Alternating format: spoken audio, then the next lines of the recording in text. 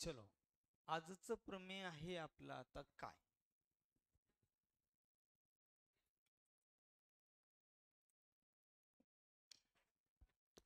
चलो स्टार्ट करते हैं आज का ही प्रमेय.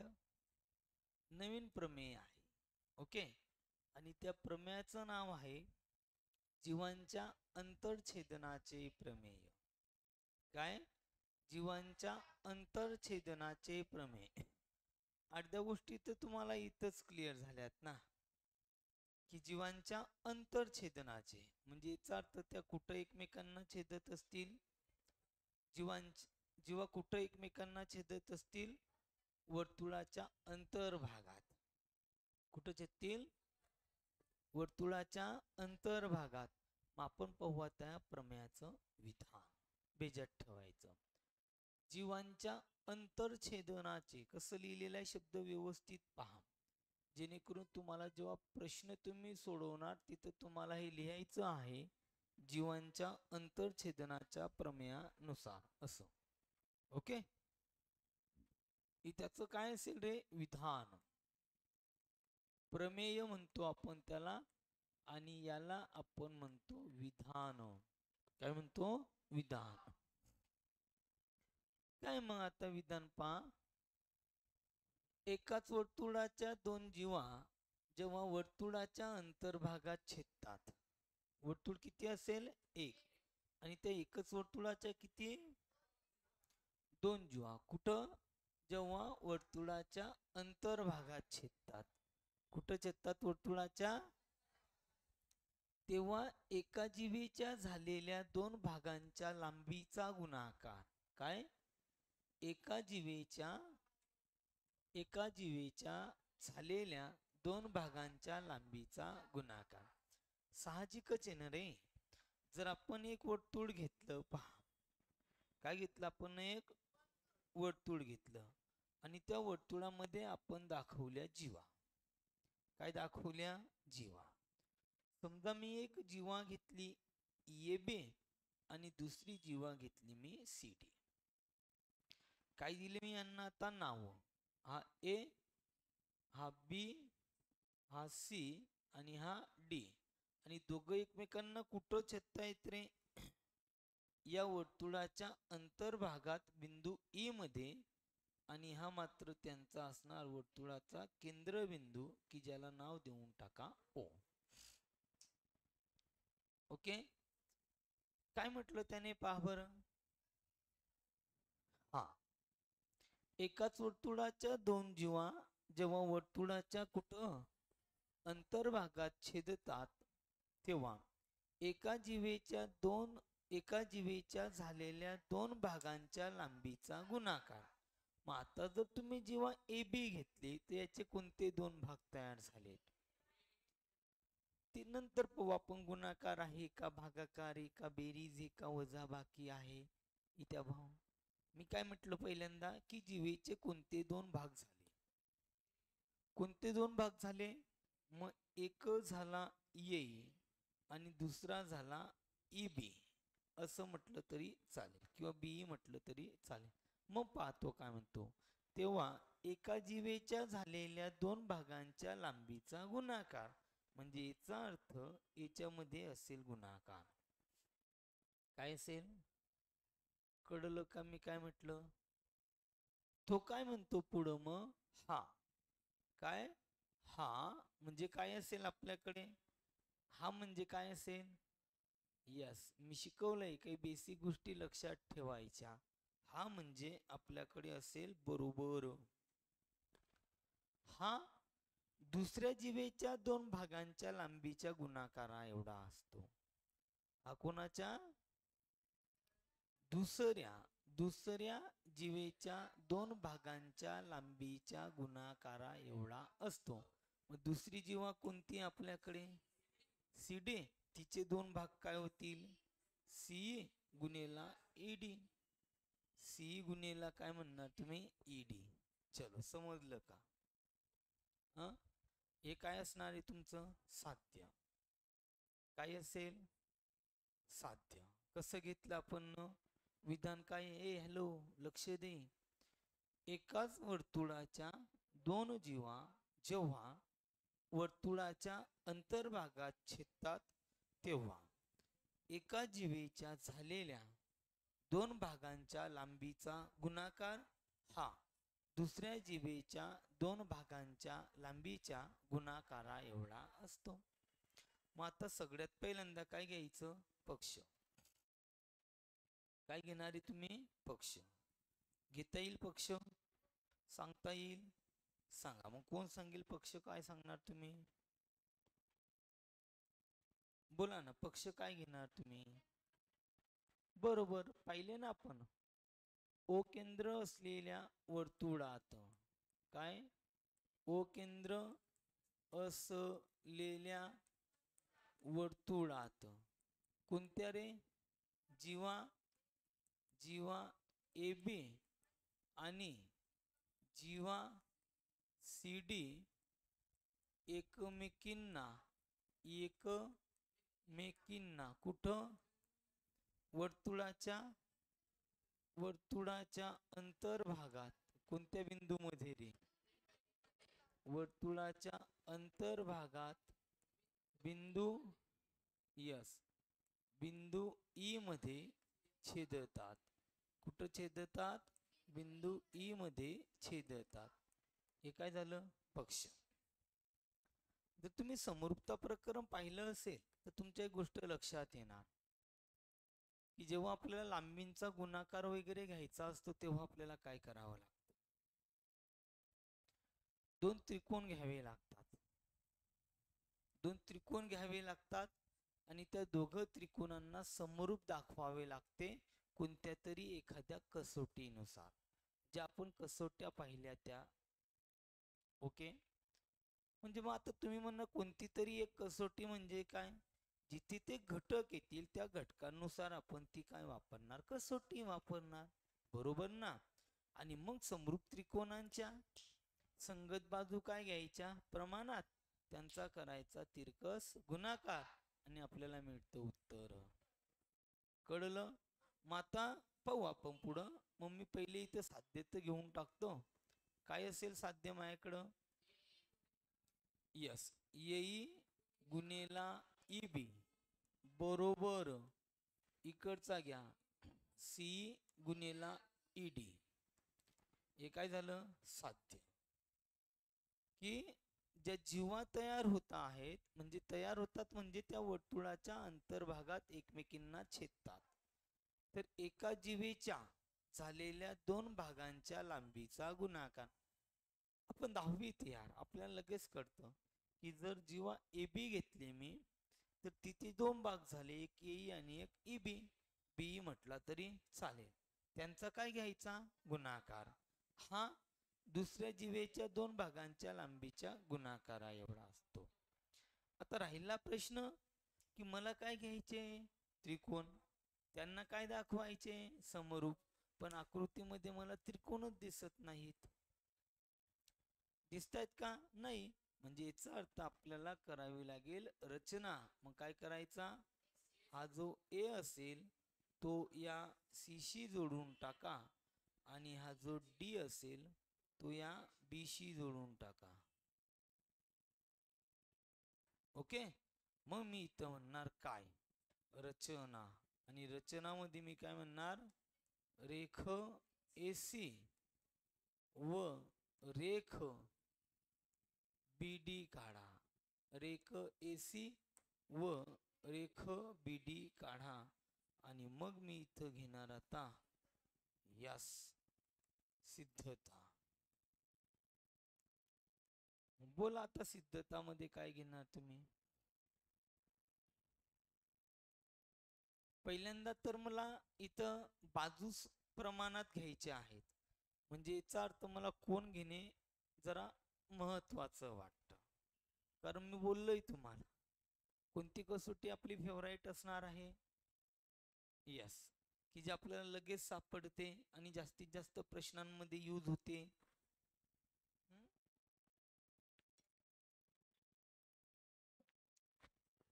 बरोबर. समरूपतेची सांबर प्रतीक काय विधान होतं मग त्या कसोटीचं? कशी घेतो आपण समरूपतेची कोको कसोटी? कोणाला माहिती आहे? समरूपतेची कोको कसोटी कोणाची पाठ आहे? हे तिसरं चालू आहे म्हणा सर. ते पहिलं आहे. किती सोपं होतं रे. दोन त्रिकोणांच्या शिरोबिंदूमधील दिलेल्या एकास एक संगतीनुसार जर एका त्रिकोणाचे दोन कोण हे दुसऱ्या त्रिकोणाच्या दोन संगत कोणांशी एकरूप असतील तर ते दोन त्रिकोण काय तर ते दोन त्रिकोण काय असतात? कोको कसोटीनुसार समरूप असतात. वाचा वाचा जरा. असो, मग त्याच्यासाठी मी जर हे दोघं जर त्रिकोण घेतो आहे तर मला एक विरुद्ध कोण मिळून जातोय पा. ए ई सी जसं तुम्ही घेणार त्या पद्धतीने त्रिकोण घ्यायचा आहे आपल्याला आता, बरोबर. आणि अजून मग मला एक कोण पाहिजे ना. आता मग याच्यासाठी मी ज्या ज्या गोष्टी शिकलो त्या सगळ्या इथं वापरणार. जसं की मी या प्रकरणामध्ये कोणकोणते प्रमेय शिकलो. पहिलं प्रमेय पाहिलं होतं आपण, स्पर्शिका त्रिज्या प्रमेय वापरू शकतो का?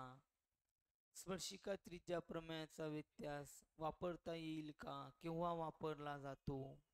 त्याच्यानंतर स्पर्श वर्तुळांचे प्रमेय पाहिले. आठवतंय का नाही आठवत? हा. त्याच्यानंतर आपण कोणते दोन प्रमेय पाहिले? एकरूप जीवांचे संगत कंस एकरूप असतात आणि एकरूप कंसाच्या संगत जीवा एकरूप असतात. मग त्याच्यानंतर पाहिले आपण काय? अंतर्लिखित कोणाचे प्रमेय. बरोबर. अंतर्लिखित कोणाच्या प्रमेयाचे दोन उपप्रमेय पाहिले. एकाच कंसातील अंतर्लिखित कोण एकरूप असतात. अर्धवर्तुळात अंतर्लिखित झालेला कोण काटकोन असतो. त्याच्यानंतर चक्रीय चौकोन पाहिला. चक्रीय चौकोनाचं प्रमेय पाहिलं. चक्रीय चौकोनाचं उपप्रमेय पाहिलं. चक्रीय चौकोनाच्या प्रमेयाचा व्यत्यास पाहिला. त्याच्यानंतर दोन गुणधर्म पाहिले. आठवत आहेत दोन गुणधर्म? की दोन जीवा एकमेकांना अंतर्भागात छेदत असतील तर त्या जीवांमधील कोणाचे माप काय? त्या कोणाने अंतरखंडित केलेला कंस आणि त्याचा विरुद्ध कोणाने अंतरखंडित केलेला कंस यांच्या मापांच्या बेरजेच्या निम्मे असते. एक होतं जीवा वर्तुळाच्या अंतर्भागात छेदतील आणि एक होतं जीवा वर्तुळाच्या बाह्य भागात छेदतील, म्हणजे रेषांना सामावणाऱ्या जीवा. त्याच्यानंतर आपण काल कोणतं प्रमेय पाहिलं? स्पर्शिका छेदिका कोणाचे प्रमेय पाहिलं. आज आपण स्पर्शिका छेदिका कोणाच्या प्रमेयाचे पर्यायी विधान पाहिलं, त्याचा व्यत्यास पाहिला आणि आज हे आपण पाहतोय जीवांच्या अंतरछेदनाचे प्रमेय. मग याच्यापैकी कोणतं प्रमेय तुम्ही वापरू शकतात?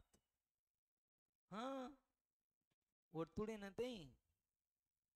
तर एक कोण मी मात्र वापरू शकतो आहे. जर जर मी कोण कोणता घेतला? कोण CAB घेतला, दिसतोय का पहा. आणि जर मी एकरूप कोण घेतला BDC तर मला सांगा हे कोणते कोण झाले?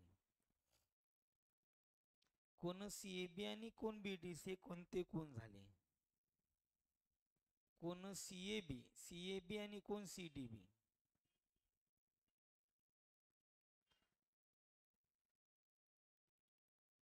बरोबर आहे ना? बोल ना प्रतीक.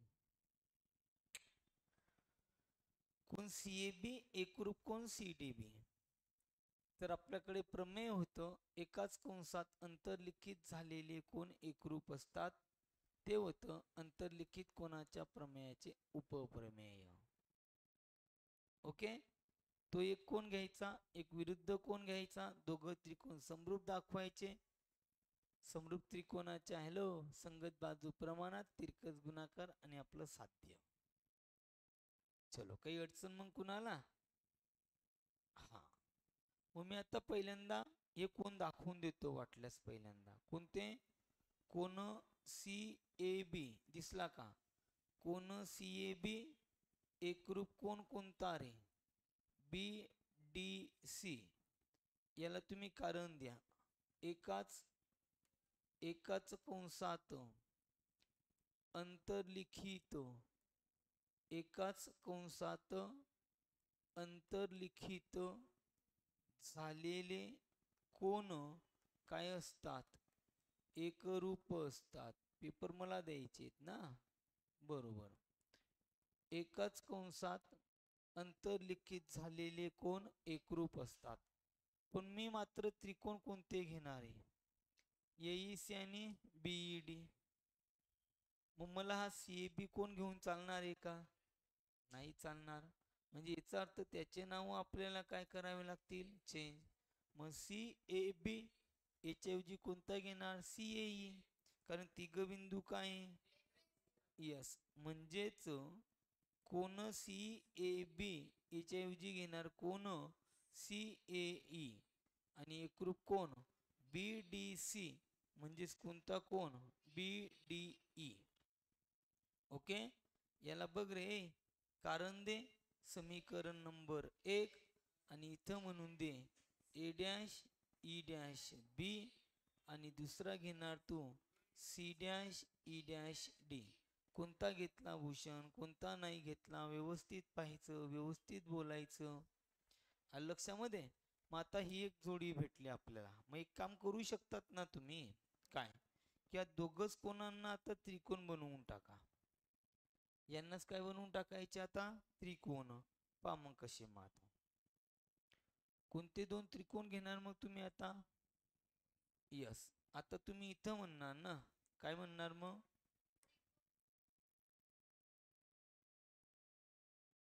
बरोबर. यस. मी इथं म्हणणार आता त्रिकोण सी ए ई आणि त्रिकोण बी डी ई मध्ये, त्रिकोण सी ए ई आणि त्रिकोण बी डी ई मध्ये यांना दाखवून द्या. किती वरून? 1 वरून. कोण सी ए ई. ओके. एकरूप कोण कोणता? बी डी ई. किती वरून घेणार? यस. याला घेणार मी 1 वरून. दुसरा कोण कोणता घ्यायचा आहे मला? विरुद्ध कोण. मग मी कोणता बी घेऊ शकतो आता? एईसी. बरोबर. एकरूप कोण कोणता येणार मग? एईसी. तर त्याला घेणार तुम्ही एईसी डीईबी. काय घ्यायचा? कोण? एईसी. एकास एक संगती. एकरूप कोण कोणता घेणार मग? D E B. परस्परांचे विरुद्ध कोण. मग आता काय रे, दोन कोण आले आपल्याकडे. मग दोघं त्रिकोण काय झाले आता? समरूप झाले. दोघं त्रिकोण काय झाले? समरूप. कोणकोणते? त्रिकोण सी ए ई समरूप त्रिकोण बी डी ई. आणि याला कारण देणार मी समरूपतेची कोणती रे? समरूपतेची कोको कसोटी. चलो ओके. समरूप त्रिकोणांच्या संगत बाजू काय असतात? प्रमाणात. सी ची मला गरज नाही. आहे का? नाही. मात्र मला येईची गरज आहे. मग मी इथे काय म्हणणार? येई छेद काय म्हणणार मी? डी. बरोबर. सी ची पण गरज आहे. बरोबर आहे का? सी छेद काय म्हणणार? बी. कारण काय देणार? समरूप त्रिकोणांच्या. यस. हे झालंय सगळं. समरूप त्रिकोणांच्या संगत बाजू कशा असतात? प्रमाणात असतात. यस. आता काय करायचा? तिरकस गुणाकार. येईने कोणाला गुणून घ्या? बी ला. येई गुणेला काय म्हणणार? बी. आणि बरोबर सी गुणेला काय म्हणणार तुम्ही? डी. कारण काय देऊन टाका? तिरकस गुणाकार. काय म्हणून घ्यायचा? आता आपलं साध्य चेक करायचं. काय चेक करायचं? साध्य. की त्याचप्रमाणे आलं आहे किंवा नाही. मग इथं म्हणून घेणार म्हणजेच. पहा काय म्हटलंय त्याने? येई गुणेला ईबी म्हटलंय आणि सी गुणेला ईडी. मग याला फक्त असं म्हणून घ्यायचं. येई गुणेला ईबी बरोबर सी गुणेला ईडी. आता तुम्ही म्हणणार सर हे वरचं बरोबर नव्हतं का? बरोबर होतं. तुम्ही बोलत जा रे बाकीचे बी. हे दोनच जण हे करतात. येई गुणेला बी घेतलं तर चालणार नाही का? चालेल. पण आपण साध्यात जर असं लिहिलंय तर मग शेवटी काय करून टाकायचं, साध्यात असं लिहून टाकायचं. ओके. सो असा आपला हा एक काय होता, प्रमेय होतं जीवांच्या अंतर्छेदनाचे प्रमेय. ओके. नेक्स्ट.